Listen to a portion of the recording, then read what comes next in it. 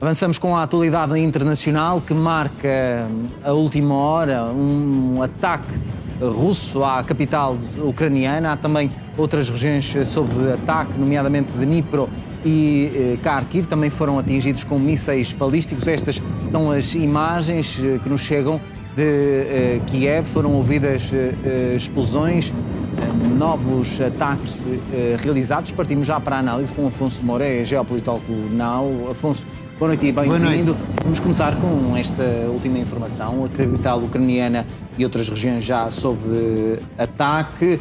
É mais um ataque quando estão previstas novas negociações para esta semana ainda. Absolutamente, e nós temos que ter sempre patente que a realização de negociações não quer dizer que os ataques cessem. Como nós sabemos, a Rússia quer em alguma medida continuar a criar uma situação que ela pensa ser benéfica, tendo em conta as negociações, e por isso mesmo não se abstém de fazer estes ataques. Estes ataques, principalmente na capital de Kiev, demonstram-nos que a tal semana, ou seja, existia uma espécie de uma trégua energética, pelo menos em Kiev, que tinha sido negociada diretamente com o presidente Trump, e eu tinha mencionado na altura que isto é um epifenómeno, porque quer dizer, o que é uma semana no meio de tudo isto está a acontecer no inverno, com várias cidades com temperaturas abaixo de zero, ou seja, é extremamente duro. E, de facto, uma semana não faz a diferença e nós estamos a ver isso. Estamos a reparar que a Rússia continua nesta sua ofensiva, usa mísseis, usa drones.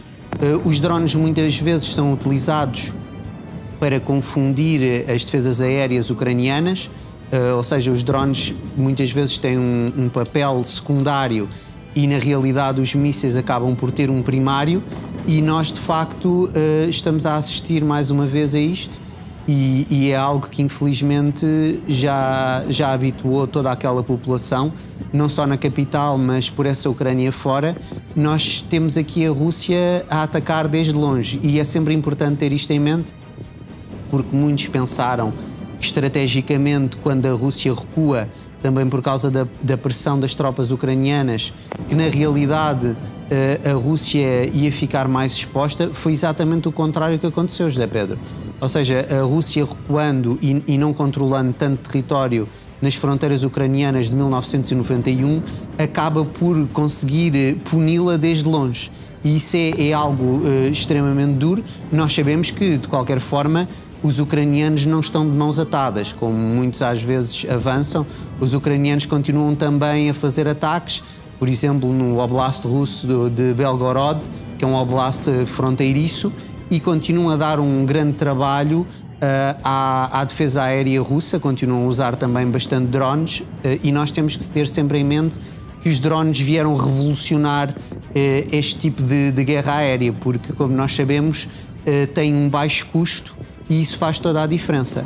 É importante nós também termos noção, há bocado estavas a falar de Dnipro, os russos agora com um míssil Iskander conseguiram destruir mais um HIMARS, ou seja, aqueles grandes rockets de lançamento, que é uma arma norte-americana que foi fornecida aos ucranianos. Os russos conseguiram de facto destruir mais um, e isto demonstra que cada vez mais a detecção deste tipo de instrumentos de guerra é feito pelo exército russo, e por isso mesmo é muito difícil de facto contrariar esta pujança e as ofensivas que nós estamos a ver ao longo da linha pelo exército da Federação Russa, porque estes instrumentos dados aqui em alguma medida pelos norte-americanos continuam a estar visíveis. Uma vez que estão visíveis, os russos acabam por destruí-los, e isso cria grandes dificuldades às tropas ucranianas. Afonso, estes ataques acontecem num dia em que há avisos da Rússia à Europa. Que avisos são estes? Bem, de facto, a Rússia continua a avisar que, em alguma medida, qualquer tipo de tropas de países NATO que forem destacados para o território ucraniano, aqui também sempre relembrarmos que isto foi essencialmente falado depois de uma trégua, ou depois de um cessar-fogo, ou mesmo depois do fim das hostilidades. nunca foi dito claramente que estas tropas seriam colocadas em território ucraniano das fronteiras de 1991 antes desse tal cessar-fogo. No entanto, a Rússia manteve sempre a mesma posição. Disse que isto seriam alvos legítimos. Nós depois vimos a um determinado momento o presidente francês recuar em alguma medida, porque ele disse, não, mas estas tropas vão estar longe da frente, e ele mencionou duas cidades, a capital, Kiev, e também uma cidade portuária importantíssima no sul, Odessa, e na realidade vemos aqui já um distanciamento. Também interessante que quando o presidente francês tinha falado disto, as tropas às quais ele fez uma menção clara eram as francesas, as britânicas e as turcas. Aqui quase numa tentativa de reedição da Guerra da Crimeia do século XIX, quando estes três exércitos acabaram por colocar... Este é o mapa inicial dos primeiros momentos que foi lançado em relação aos ataques que estavam a acontecer. Este mapa é muito clarividente. Eu queria que os telespectadores reparassem que isto é tudo na parte oriental da Ucrânia, ou seja, é à direita do rio Dnipro, que nós vemos ali no mapa em alguma medida que corta o território ucraniano. Devemos sempre ter em mente igualmente que durante vários séculos na história da Europa o Dnipro foi visto como a fronteira europeia, ou seja, a oriente do Dnipro já não estaríamos na Europa, e isto é algo que tanto a Rússia como a Ucrânia poderão utilizar para justificar algumas mudanças de território que podem vir a ocorrer nos próximos anos.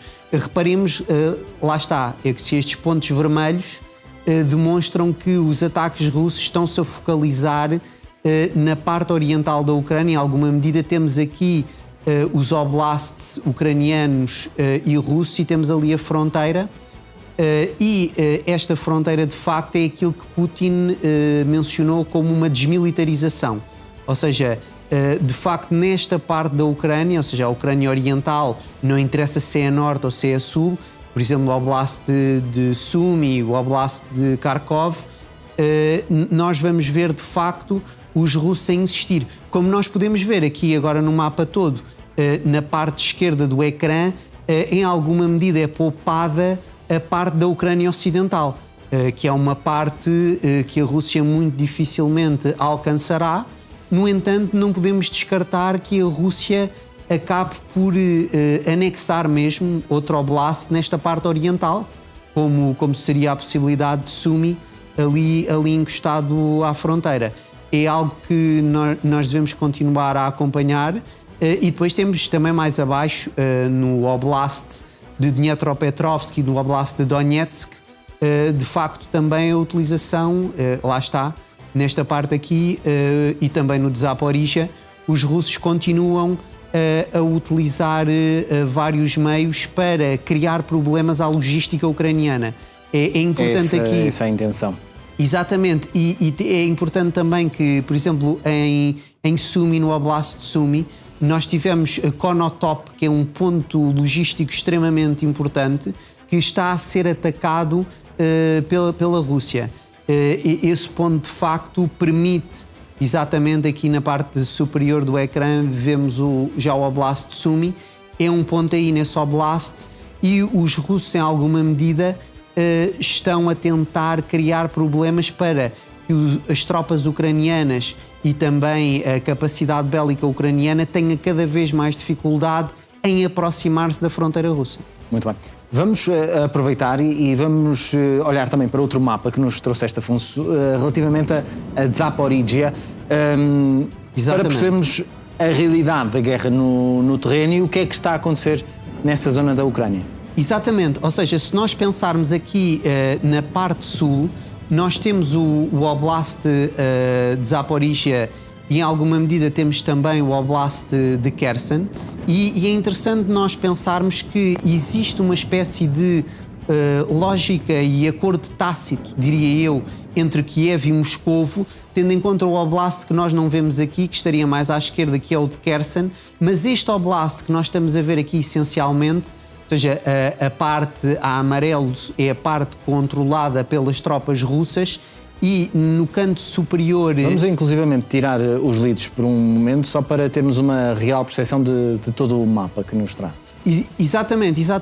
E nós, de facto, aqui na parte amarelada é a parte que está sob controle russo, e nós podemos ver, tanto na parte direita do ecrã como na parte esquerda, os russos estão a avançar. Ou seja, à direita conquistaram Gulai-Polia, também dita Ulai-Polia, não há muito tempo, e continuam a progredir por aí. Exatamente. Podemos ficar aqui nesta parte. E nesta parte esquerda nós podemos ver aqui uma progressão russa na parte esquerda do ecrã para Rishnoe, que é a última parte ali. Depois temos um curso de água, e depois desse curso de água os russos ficam com uma espécie de autoestrada em direção da cidade de Zaporizhia. Cidade de Zaporizhia, relembremos que é a capital deste oblast, também dito de Zaporizhia. Agora, encostado ali ao rio Dnipro, temos Primorsk. Primorsk é um ponto em que os ucranianos ainda estão a resistir. Assim, na parte esquerda do ecrã podemos verificar isso, mas de facto esta progressão russa, exatamente para esta parte de Rishna, coloca as tropas que estão em Primorsk ainda numa situação de bastante vulnerabilidade. E agora vamos ver se esta espécie de avanço russo vai ser possível, ou seja, se os russos vão continuar a manter este ponto avançado em Rishna. Se isso acontecer na próxima semana ou daqui por 2 semanas, Primorsk terá que ser abandonada pelos soldados ucranianos, muito provavelmente, porque vão ficar numa situação extremamente difícil, e não vai ser possível nós termos aqui uma realidade em que as tropas ucranianas não são ou capturadas ou eliminadas pelas Forças Armadas da Federação Russa. Esta é a realidade de Zaporizhia, e temos também imagens do que aconteceu em Zaporizhia, de um ataque a uma maternidade. Aconteceu este domingo. Nós temos essas imagens que mostram que, apesar de todos os ataques, continuam a acontecer a alvos que não são aqueles alvos que pensamos que deveriam ser risco, os alvos. Uma maternidade à partida não tem um risco. Sim, teoricamente, se for uma maternidade em funcionamento e se não existirem pontos de defesa ucranianos, ou seja, baterias antiaéreas ou algo desse género na maternidade, isso significaria que isto não seria um alvo legítimo, mas sim um alvo ilegítimo.